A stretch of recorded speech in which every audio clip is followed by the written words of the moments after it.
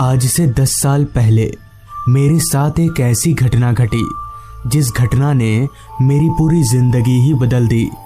पहले मैं भूत प्रेत, काला जादू, डायन, इन सब बातों को एक सिरे से ही नकार दिया करता था और मेरे सामने जो ये सब बातें करते थे उनका भी मैं काफ़ी मजाक उड़ाया करता था।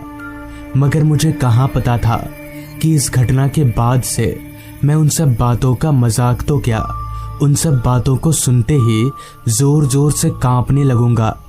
दरअसल हुआ कुछ यूं था कि उस समय मैं अपने गांव में ही रहा करता था और गांव से बाहर एक कारखाने में काम किया करता था।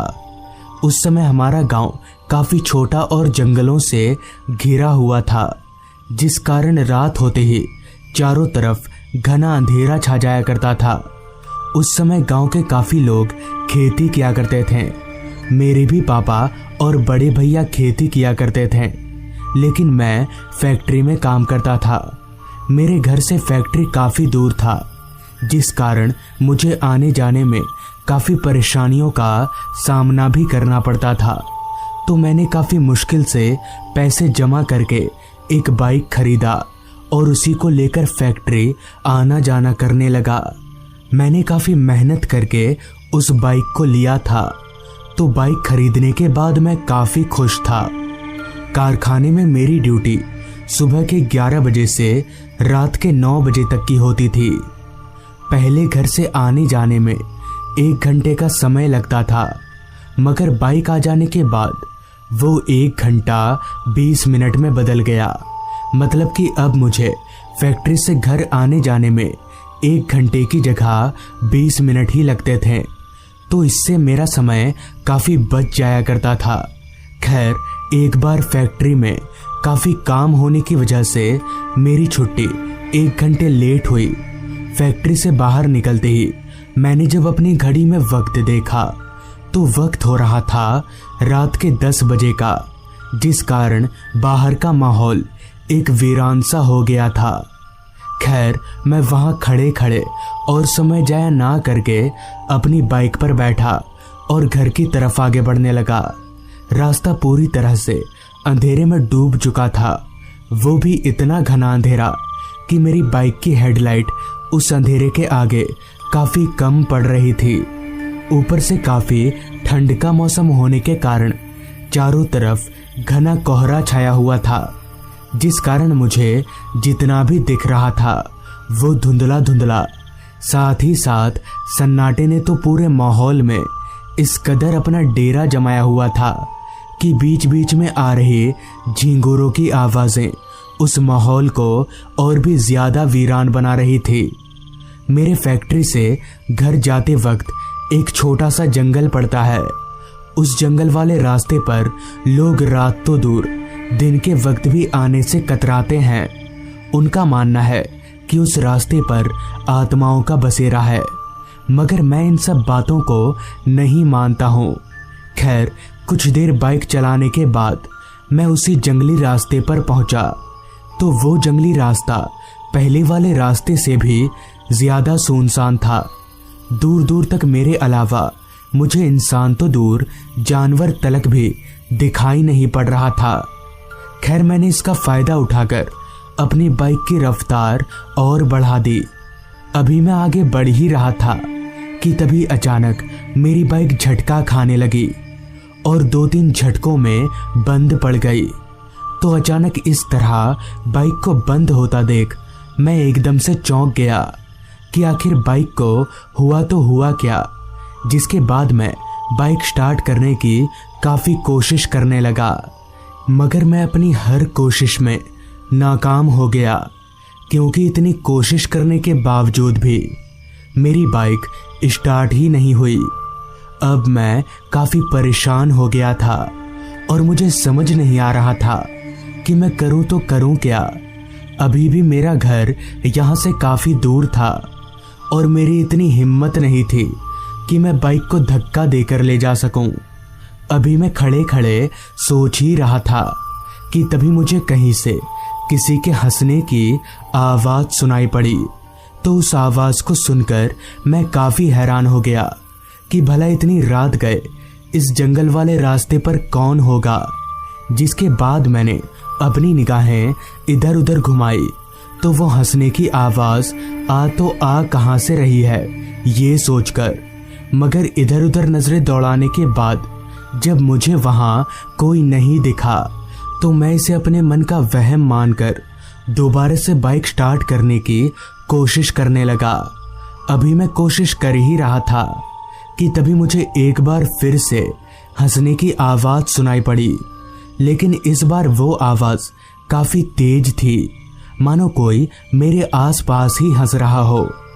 इस बार मैं ध्यान से उस आवाज को सुनकर उस आवाज की ओर अपनी निगाहें दौड़ाई तो उस आवाज की ओर देखते ही मेरे होश उड़ गए और मेरा सर एकदम से घूमने लगा, क्योंकि उस आवाज की ओर नजरें घुमाते ही मैंने देखा कि वो आवाज कहीं और से नहीं बल्कि मेरे बगल के पेड़ के ऊपर से आ रही है। और पेड़ के ऊपर एक आदमी बैठा हुआ है जिसकी शक्ल पूरी तरह से सफेद है और उस आदमी के सर के ऊपर 2 सींग भी निकले हुए थे। साथ ही साथ उस आदमी के मुंह से खून टपक रहा था। ये नज़ारा देखकर मैं समझ गया कि ये कोई इंसान नहीं बल्कि एक राक्षस है और शायद वो राक्षस अब मुझे मार डालेगा।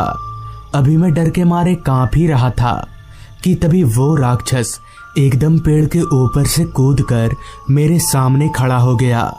तो उस राक्षस को मेरे करीब देखकर मेरा कांपता शरीर और जोर जोर से कांपने लगा।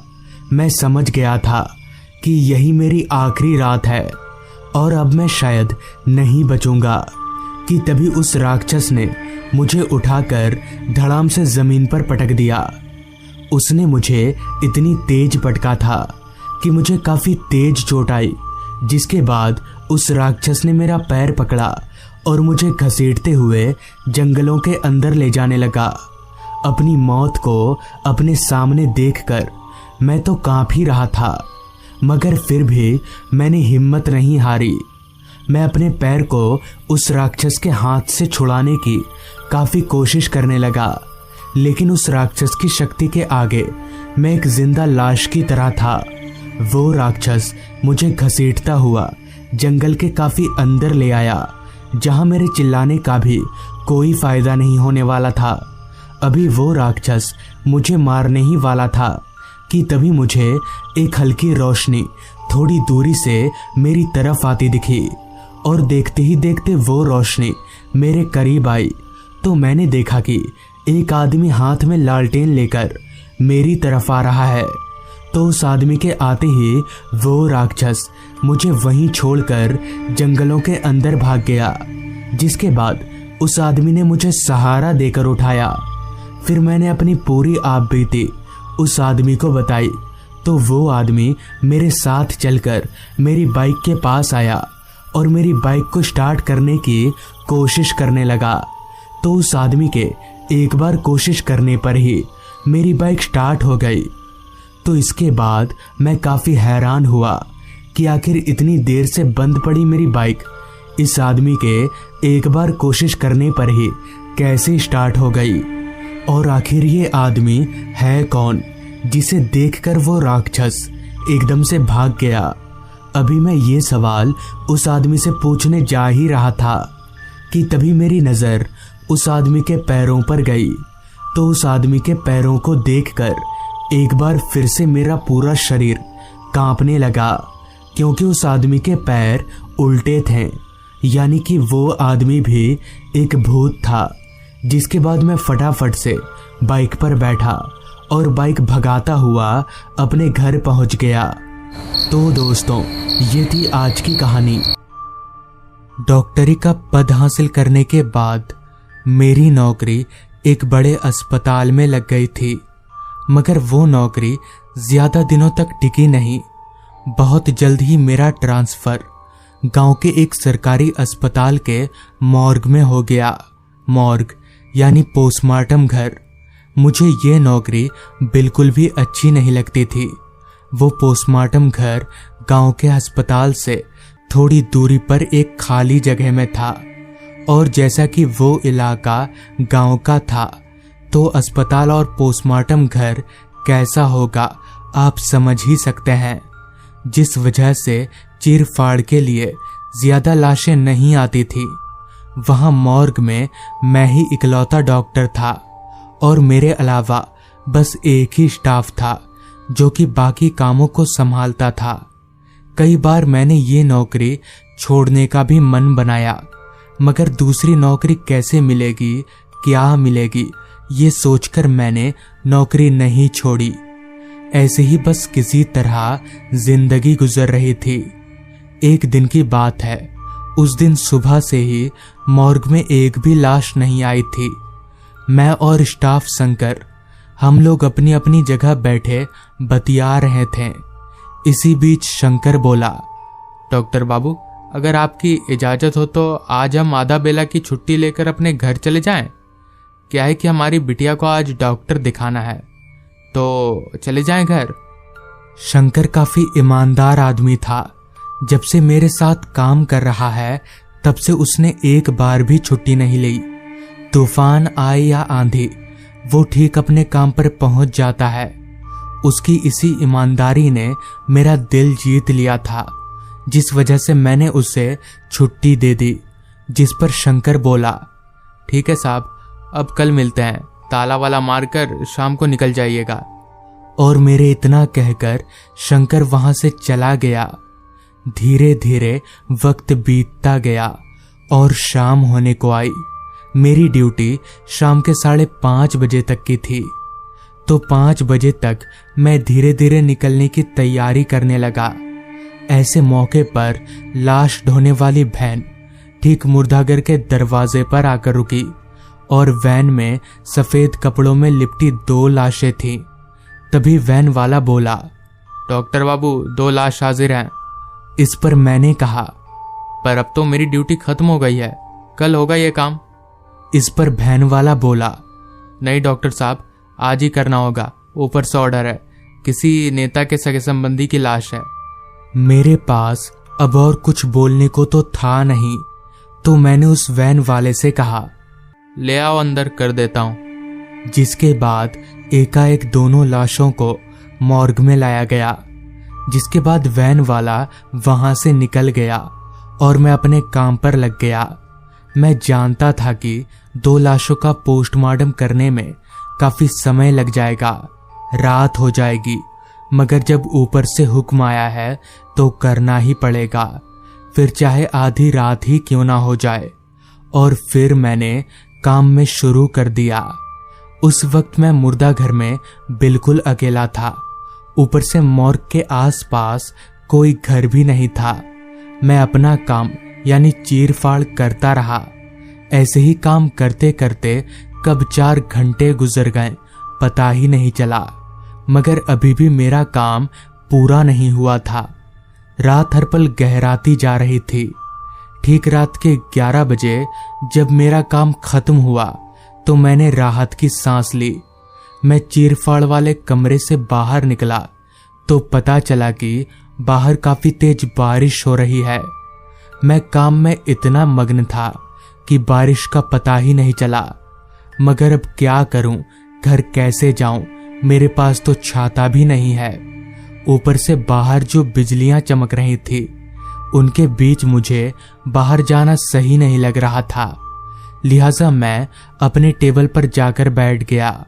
रात हर पल और भी गहरी होती जा रही थी, मगर बारिश थी जो छूटने का नाम ही नहीं ले रही थी। क्योंकि मैं काफी देर से लगातार काम किए जा रहा था, इसलिए अब मैं काफी थक चुका था। मैंने सामने वाली टेबल पर सिर झुकाकर अपने आंख बंद कर लिए। अभी मैंने अपने आंख बंद किए ही थे कि तभी सामने वाले कमरे से यानी चीरफाड़ वाले कमरे से मुझे कुछ आवाजें आने लगी। आवाज काफी अजीब सी थी, जैसे वहां उस कमरे में कोई बातें कर रहा हो। मुझे बड़ा अजीब लगा कि अभी तो मैं यहां अकेला हूं, फिर ये आवाज कैसी। कन्फर्म करने के लिए मैं अपनी जगह से उठकर उस कमरे के अंदर गया, लेकिन जैसा सोचा था ठीक वैसा ही उस कमरे में कोई नहीं था। सिर्फ उन 2 लाशों को छोड़कर जिनका पोस्टमार्टम अभी थोड़ी देर पहले ही मैंने किया था। लिहाजा मैं वापस अपनी जगह पर जाकर बैठ गया। बारिश अभी भी उसी तरह से बरसे जा रही थी। रात के 11:15 बज चुके थे। मुझे भूख भी काफी तेज लगी हुई थी, मगर वहां खाने का कुछ था ही नहीं। मैं निराश होकर वापस बेंच पर सिर डालकर सो गया। अभी मैं वापस सिर झुकाया ही था कि तभी उसी कमरे से मुझे स्ट्रेचर घसीटने की आवाज आने लगी। मैंने सिर उठाकर जब उस कमरे की तरफ देखा तो मेरे दिमाग में एक झटका सा लगा, क्योंकि वो डेड बॉडी वाली स्ट्रेचर अब बिल्कुल दरवाजे के सामने पड़ी हुई थी। मुझे बड़ा अजीब लगा कि आखिर ये स्ट्रेचर अपने आप ही कमरे के पास कैसे आ गई। हालांकि स्ट्रेचर में चक्के लगे हुए थे, मगर फिर भी बिना किसी के धक्का दिए स्ट्रेचर एक जगह से दूसरी जगह नहीं जाती। फिर ये स्ट्रेचर दरवाजे के पास कैसे आ गई? उस वक्त तक भी मैं डरा नहीं था। मैं अपनी जगह से उठकर वापस उस कमरे में गया और स्ट्रेचर को अपनी जगह पर ले जाने लगा। अभी मैं स्ट्रेचर को धक्का दे ही रहा था कि तभी मेरी नजर उस पर लेटे हुए डेड बॉडी के पैरों पर गई। एक पल को ऐसा लगा जैसे उसके पैरों में हरकत हुई हो। मेरा तो कलेजा मुंह में आ गया था, पर शायद ये सिर्फ मेरा एक वहम मात्र था। यही सोचकर मैं स्ट्रेचर को उसकी जगह पर ले गया और वापस अपने टेबल की ओर लौट ही रहा था कि तभी अचानक से मेरे पैर अटक से गए। मतलब मैं चाहकर भी आगे जाने के लिए अपने कदम नहीं उठा पा रहा था, जैसे किसी ने मेरे दोनों पैरों को कस के पकड़कर रखा हो। तभी एक और स्ट्रेचर अपने आप ही कमरे में इधर से उधर होने लगी। मेरा डर 7वें आसमान पर जा पहुंचा। समझ नहीं आ रहा था कि आखिर ये सब हो क्या रहा है। अपने आप ही डेड बॉडी से लदी हुई स्ट्रेचर इधर उधर कैसे हो सकती है? मैं वहां से भाग भी नहीं सकता था। मैं जोर जोर से चीखने लगा, मगर मैं जानता था कि इसका कोई फायदा नहीं होगा, क्योंकि आसपास मेरी चीख सुनने वाला कोई है ही नहीं। इतने में ही स्ट्रेचर पर पड़ी दोनों डेड बॉडीज एकदम से उठकर बैठ गईं। ये देखकर मेरी तो सिट्टी बिट्टी ही गुल हो गई। भला ये कैसे हो सकता है? जिन बॉडीज का अभी कुछ देर पहले पोस्टमार्टम हुआ हो, वो कैसे उठ सकती है? मैंने किसी तरह जी जान लगाकर अपना पैर छुड़ाया और बिना कुछ सोचे समझे सीधे अपने घर भाग गया। उस पूरी रात मैं सो नहीं पाया। अगली सुबह जब मैं मॉर्ग पहुंचा तो वैन वाले से पूछने पर पता चला कि ये दोनों औरत आदमी पति पत्नी थे। पता नहीं क्यों दोनों ने एक साथ में जहर खा लिया। उस दिन के बाद से मैंने वो पोस्टमार्टम करने का काम हमेशा हमेशा के लिए छोड़ दिया। तो दोस्तों, ये थी आज की कहानी। अगर आपको ये कहानी पसंद आई हो तो चैनल को ज़रूर सब्सक्राइब कर लें। तो मैं आपका दोस्त आर्यन जल्द ही मिलूंगा आपसे ऐसी ही एक कहानी के साथ।